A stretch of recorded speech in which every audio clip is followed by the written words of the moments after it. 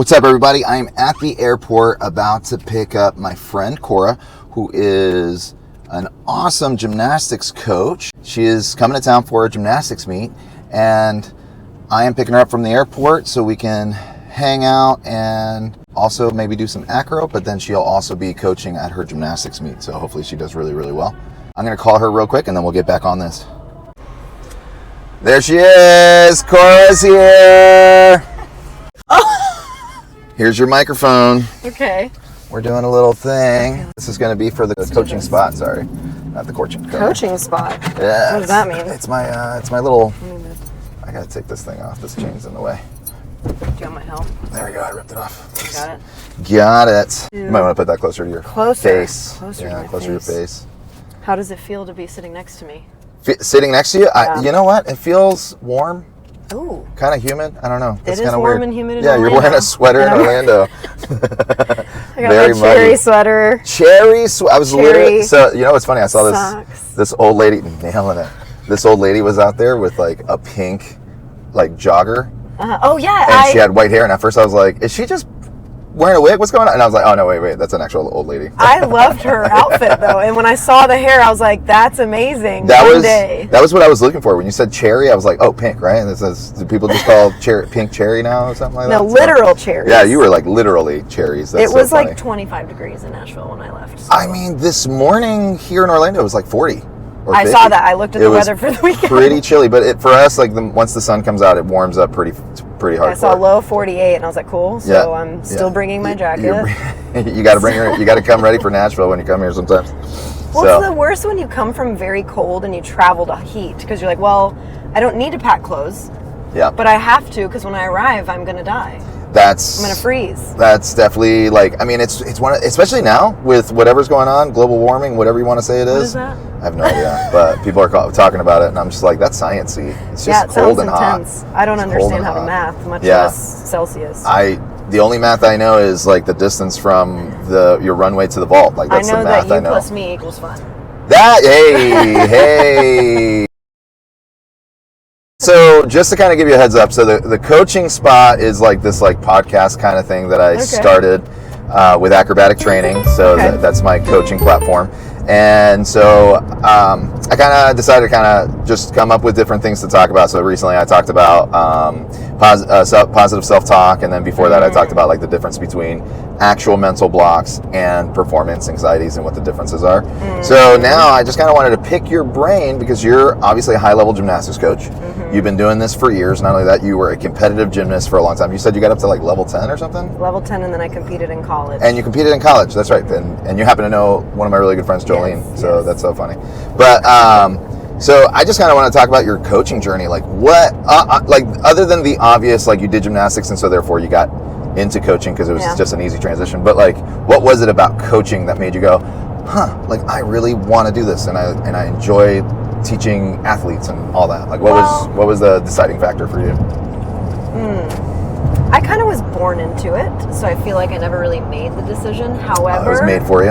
Yeah. However, I do enjoy what I do. Yeah. It's not like, I'm like, okay, well, this is made for me, but I do enjoy what I do, and part of working with kids is that you get to just kind of be young forever, in a good way, not in a selfish way. And like kids are fun, and they're always funny, and they're real, and that's my favorite. When you say real, do you mean honest? Because that's my take from children. Is that they're honest. And I've had some coworkers that are like, a long time ago, a kid told me I look like shit today. She asked me what was wrong, and I'm like, yeah, they see it and they care, and if you're sensitive, it hurts your feelings, but I'm not. So, I don't know, just working with kids is fun. They're hilarious.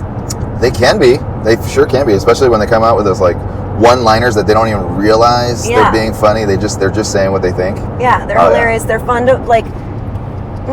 There's hard days, and I'm going through them right now. Seriously, like I have 4 teenagers on my team. 2 of them. So my optional team has dwindled down, which is what happens. It kind of does this. They graduate, they move on, they retire. Yeah. We had like 12 optionals at one point, and that was a lot of fun. Yeah. The energy was great because like the kids that were going through hard times, the older girls like help. And so it's like more of a dynamic. Yeah. And when the team is smaller, it's kind of like, oof, I have to carry this load, and I'm your coach, I'm not your friend. But you have to almost be mom. Mm-hmm. Yeah. And I'm not a mom. Right. So I go to my mom for advice. And what did you do when I was going through this? Yeah, like, how did you get me through this? So your mom's your coaching mentor? So you were born into it? Yes, my mom was my coach. And so a lot of people say that's very hard. Yeah, and coach I struggled when I went to college because my mom wasn't my coach. Oh, and then my coach didn't understand me. And I felt unheard. Oh, and I'm like, oh my God, this is how people feel in real life. Like when they're with a coach, if their coach doesn't listen to them. Like, so it was very hard. The transition to college was very hard for me. Interesting. Because my mom kind of just like, okay, I'm your mom. You're having a hard day. You don't need to train today. Like she just tried to. So she had a good balance as a coach and mom then. Yes. Because a lot of times, and I'm sorry to interject, but like, no, you're fine. my cousin was coach dad, right? So me and my cousin used to coach together, and we co-owned a cheerleading gym for a little while, and his kids. His relationship with his kids was always rocky sometimes because it was just hard to divide the when he's dad and when he's coach, and you know, like, and it just things carry over from either the house to the gym or from the gym to the house, and it just that's a difficult. I mean, I'm not a dad, but from what I witnessed, that is a difficult thing to balance out. He did a good job, you know. He did a good job, but I saw the struggles from his perspective, because obviously I'm. And it's real. I mean, Nastia Lukin is coached by her father, and her mother is also an Olympic gymnast for rhythmic. Chelsea Memel, coached by her father, and they're in business together. I'm not an Olympian, but like the dynamic exists everywhere, and it's like there are success stories, and there are some parents I've seen at meets that their child is training at a different gym. Because it's just healthier. And they're like, my kid's great at gymnastics, I can't coach her. And it's like, okay, that's a great decision. But yeah, as far like to answer your question, like I just love it. I love working with all levels. I love working with preschool. I coach everything. But you're the owner of your gym, right? Co-owner with my mom. With your mom. Okay, so you kind of have to do everything. Yeah, so I do private lessons with adults. I do private lessons with 2-year-olds. Like I do it all, and they're all great. And when it's hard, it's hard. And you can't help but like fixate and obsess. And I'm going through it right now about one kid that's going through a really hard time. And I just even was on the phone with my fiance, and I was like, I'm still thinking about her. And he goes, you did the right thing. You got to let it go. And eventually, you know, it'll settle itself. But I'm sitting here replaying stories in my head. I'm like, I just got to. We have 300, 400 students. I can't obsess over one. I did what I could, and. I mean, and that's hard in itself, because you're obviously a compassionate person. You know what I mean? Yeah. So like you feel, and you want to. I mean, I would say we're pretty similar in that way. Where like you want to help everyone. Yes. You want the best from everyone and for everyone. And so like when something happens that like you're like, oh my gosh, come on, like let me here, drink from this well. You know what I mean? Like I've led you here, drink, please. I'm trying to help you. You know what I mean? And there's nothing you can do when they're not willing. I've learned one thing. So I train at a lot of camps across the country, and you know, I love to talk to the people that are older than me. And I learned one little bit of advice that I have repeated to my children as well, my kids at the gym. And it's like, it's really hard, and you might like this. When you have a kid that gives you 50%, you want to give 150. Because you want to make up for it. But you're doing them a disservice. And so it's like, if they give you 50, you give them 50. And it's hard. Yeah. I still haven't figured it out. But there's another bit of advice that I learned 5 or more years ago from another coach I admire. Just taking that nugget. Yeah, that's one nugget. You give what is given back. Yeah. And then the other is you have A children, B children, and C children. Okay. So you have the A child. Will do everything you ask and more. Yeah, okay. Like an ideal. Yeah. Hey, you have 10 of these, does it, and then, you know, when they're done, they're already doing their conditioning, already whatever. They know the assignment before you even say it. They're there for the right reasons. Exactly. They're self-motivated, they're hardworking, they know why they're there. Then you have B children who are just in the middle. They're there, they need to be there, they kind of like it, they kind of don't like it, they're just there. Then you have your C children who don't always do what's asked and are kind of bringing the group down. And that's the kid that you tend to give more attention to, because you're like, hey, get up on the bar. Hey, get up on the beam. Hey, did you do 5 or did you do 2? I only saw you do 2. And so what happens is when you give those C children the attention, which we all tend to do because we want to help pick up the group. Because no kid left behind kind of feeling. B children, then because they go in either direction, they tend to go where the attention's given. So then you tend to see more C children kind of happen, like they just bulk into C. And if you continue to focus on, and you're not focusing on A, who becomes like a pandemic, right? Yeah. And then A gets burnt out because they're like, why am I even here? I'm working hard and I'm not getting attention. Right. The person that's doing nothing's getting the attention. Wow. So I'm going to do nothing. So the coach said, it's difficult not to, but if you give the attention the right direction, then the majority of the kids will go that way. And so I learned that a while ago, and I started hey, I love how you finished your assignment on time, or hey, those 10 push-ups looked awesome. And then I noticed kids around positive popping out push-ups, and I'm like, okay, look at me, cool. look at me. Rather than like, I'm misbehaving. Look at me now. Did you do 3? Yeah. And then you see like more Archie push-ups, because then it's like, well, me neither. Yeah. You need to correct me too. Yeah, me too. You know, it's funny. That's interesting. That's so interesting. I see that all the time. I don't coach teams anymore. I've kind of like, competitive has just stressed me out to the point that I'm just like, I mean, I'm becoming Santa Claus every day. You know what I mean? So that is an interesting thing. Like I enjoy private lessons a little bit more than group classes when it comes to kids. And a lot of it's because the private lessons, it's you build that personal relationship, and there's nothing for them to compare anything to. Like their attention is their attention. But that's not the real world. But it's not the real world. Yeah. No, you're absolutely right. You're absolutely right. Unfortunately. Yeah. One day I'm gonna have to get back to working with groups of kids again and doing all the things. But for now, I'm just enjoying myself. You're fine with it. You don't have to. It's not long-term goals for me. It's I'm going to have to in the future. I'm going to have to get back to my I was going to say, because if you're not the program director like I am, so when I realize they pull out of classes and only do private lessons, I'd say this is problematic. This is a problem because this isn't the real world. Oh, but they like private lessons more. And I said, everyone loves attention more. Yeah. And in class, you get some attention. And in private lessons, you get all the attention. And private lessons are a privilege. They're not mandatory, or they're not like, not mandatory. They're not like they're just not normal. They're not natural. They're not for one, they're more expensive, so they're really not for everyone. Yeah. And correct. 2, like you said, they're a privilege. Because private lessons are paying more per hour for that one-on-one. So not every family and not every family can afford that for their child. You know, and so like if your class dynamic, you as a program director, you obviously have coaches that work under you. So if your class dynamics end up falling to where kids need more private lessons than getting what they need out of classes, then you have to evaluate the core of that, which means you have to evaluate your coaches. Right. But then in turn you have to evaluate yourself as directors. How well are you training your coaches as well, right? So it's like it's an ongoing domino effect of things. And in reality, you're teaching your child that they need to work and be watched. Right. So what I tell my parents, obviously if they're like 4 or 5, it's like, I was a little kid and I hated, I wasn't. You were a child? Once. Only once. Rough life. But it's like, I didn't, what's the word? I was afraid of some coaches, or whatever. And so it's like, that's not, if they're comfortable with me, that's fine. And, but eventually, like, the point is your child should earn the private lesson. When you work a certain way in class, regardless of whether your coach is watching you, you get the private lesson to work on the pullover, to work on the back handspring. It's not, let's get the back handspring and then go back to class. Right.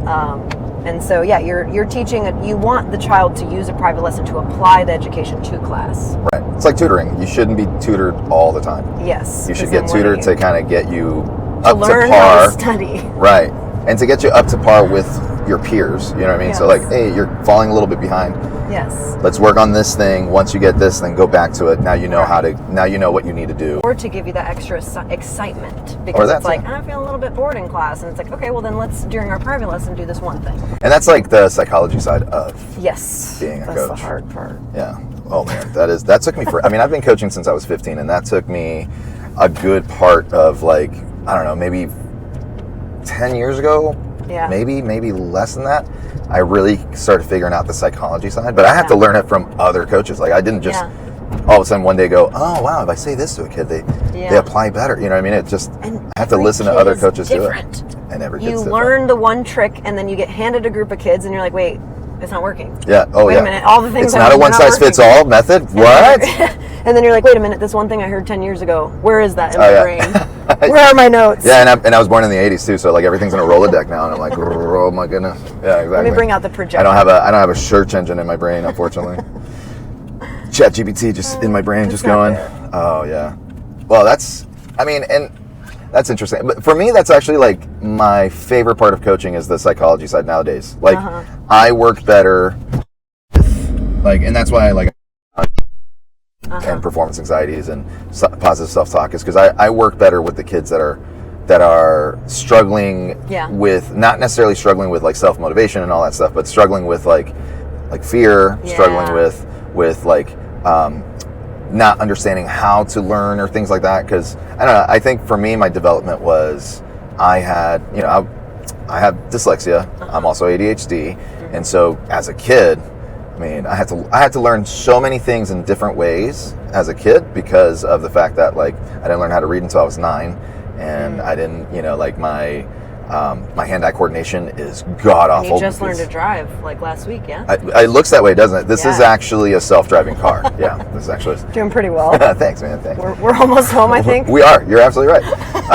But yeah, no. For the most part, like because I had to like learn differently, and everything took me longer to learn than the average person. I think I have a interesting way to be able to communicate, and also.